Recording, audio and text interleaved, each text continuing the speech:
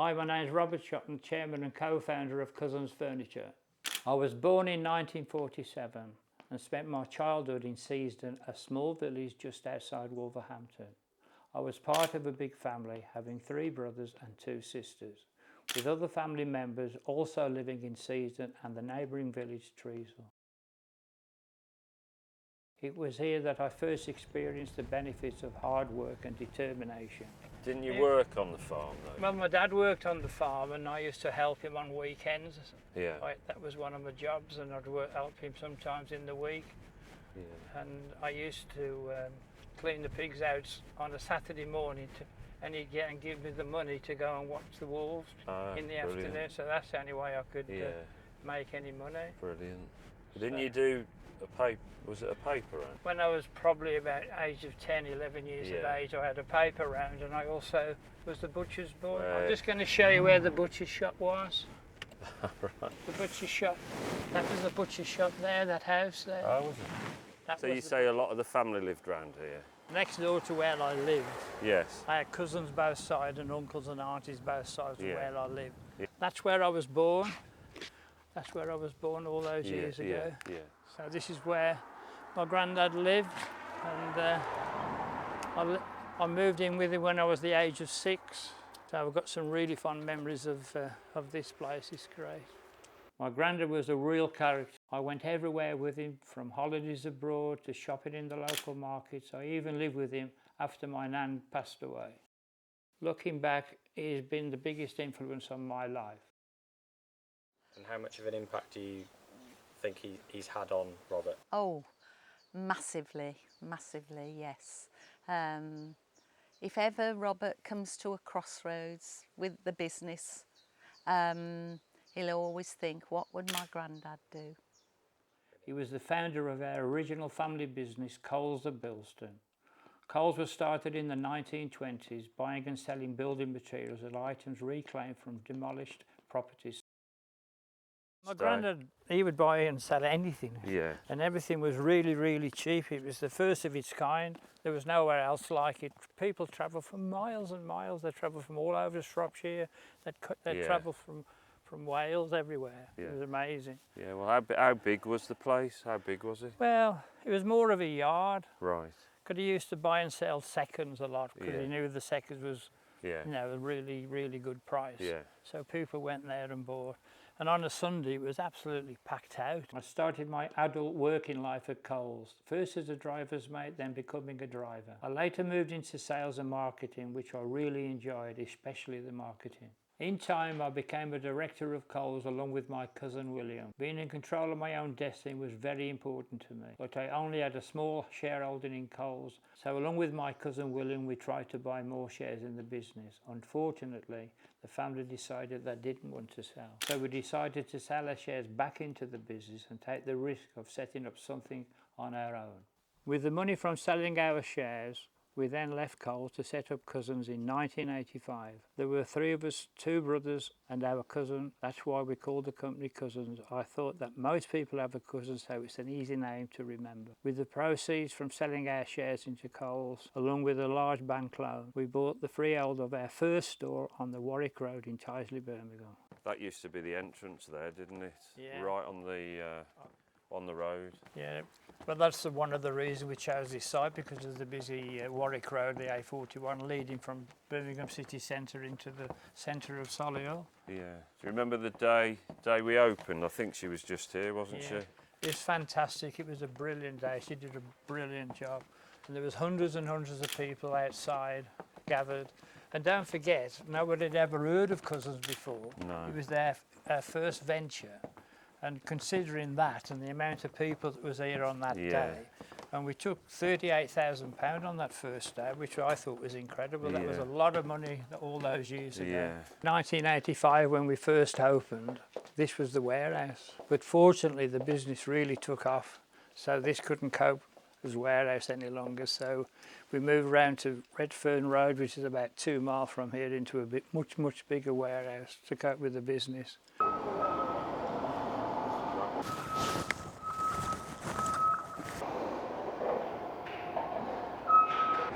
So since 1989, Mike, when you first joined Cousins, How's your role changed?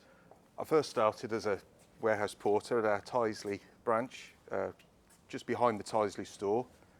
No forklifts back then. Everything's advanced since. Trolleys? Trolleys, a few trolleys, stacker trucks and the like, but everything was handball. Yeah. Computer system has changed over the years, so we're Yeah. a lot more streamlined now. Yeah. The vehicles at the time, they were fixed bodies.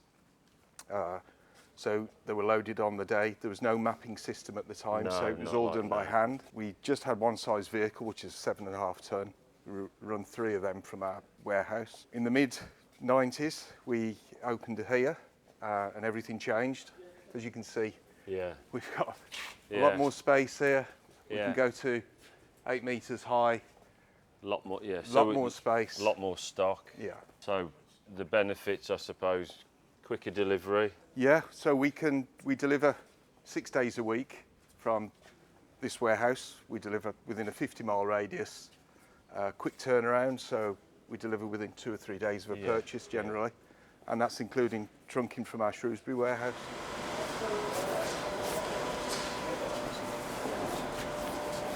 So many of you may wonder what we do with all the packaging that comes from the furniture that we deliver to your house. We take it away as part of our service. Here we use a machine to recycle all of the polystyrene, and also part of that is also combusting the cardboard into bales, so then we can return it back and use less impact on the environment. By 1995, our success in Tyseley gave us the confidence and the finance to look for a second site. The search led us back to the Black Country, a place close to our hearts, where we'd all grown up, and many of us still live here now. It was just, and it was such an exciting day. It was brilliant. We couldn't believe the amount of people. Obviously, the rest of the family were there too. Brilliant day and all. It was just fantastic. You got Jack and Vera, and my mum cutting the ribbon, and the massive crowds coming in. There was absolutely hundreds and hundreds of them. Jack and Vera were just completely surprised. They didn't realise there were going to be that many people here. They were amazed, and they did such a fantastic job. I mean, it was a different to opening Tyseley for the simple reason is people in Dudley had already heard about Cousins. When we opened Tyseley, it was a standing start, so nobody had ever heard of Cousins before. So to do what we did in Tyseley was fantastic. But this was brilliant because people already knew about Cousins. So what does loyalty mean to Cousins? Well, loyalty is at the very heart of our business, whether that's with our suppliers, the staff, or our customers.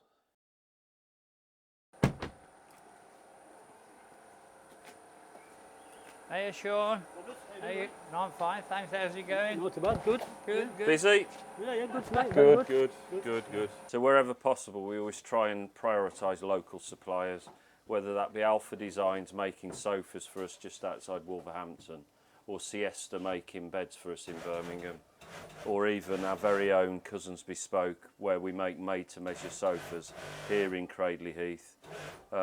Sean, how long have we been working together now? 15 years now. 15 years. I mean, the beauty of Cousins Bespoke is we're able to offer a seating solution, no matter how difficult the situation. I mean, give us some examples of things that you've made for us over the years that you think are particularly unique. U-shaped major sofas with loads of seating in there, settees and 10-foot settees, even tiny settees. You did a miner's cottage once, didn't you? Miner's cottage, tiny. Tiny. It was the door was like literally that low, and the side of the door was about that much room, and she's adamant she wanted a corner group. And we managed to measure it and build it in. So tell us about the staff. Well, our staff are they are our most important asset. Regularly being complimented by customers as being friendly and giving expert advice. Not too pushy, just there when they're needed. Yeah. A lot of the staff have been with us for over 20 years. Mike Welch in the warehouse, who's the warehouse manager now, he's worked his way up over the years. He's been with us at least 35 years. He's like one of the family. He's fantastic. It's only seen 5 minutes since we opened this store. It's looking great.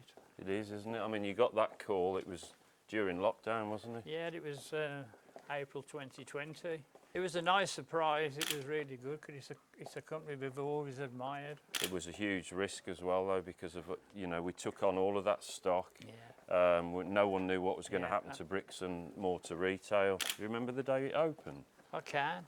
There was hundreds and hundreds of people outside. There was queuing all the way around the car park, down the road. It was like a huge success. Yeah. We'd had a lot of good publicity, hadn't we? Because we'd saved the jobs of the staff. And the customers, we got onto BBC Radio because we were able to fulfil the orders of for people that thought they'd lost their deposits. I mean, that was really good of us. Obviously, they appreciated that, they really did, because they'd have lost everything. This store was always the #1 shopping destination, wasn't it, in Shrewsbury and Shropshire for furniture. Yeah. We spent a lot of money on the refurbishments, and we spent more and more money since we've opened. Yeah, but it's looking really with good. the brand Looking galleries really good, and all of our own collections as well. Looks really good. Really colourful, isn't it? Yeah. The first part. Your first part. Oh, I've got a dog like you. You live locally? Yeah. You do? Not far away. That one now. You're having that colour? That's nice. We don't know what to do with the carpet. Do we want to change the carpet? Not have brown? No. You see, because I know you with the grandkids and you're worried about the lightness, but something like that. Tones, You want tones. to come away from that brown, but then I like that because you're picking that bit of tone out of the actual fabric itself. Yeah. You know, I know it's a bit lighter, but polyprop does clean well. You can go now. Unless you wanted to sit by me, Robert. I don't think so. Are you sure now? I saw you at the Christmas party.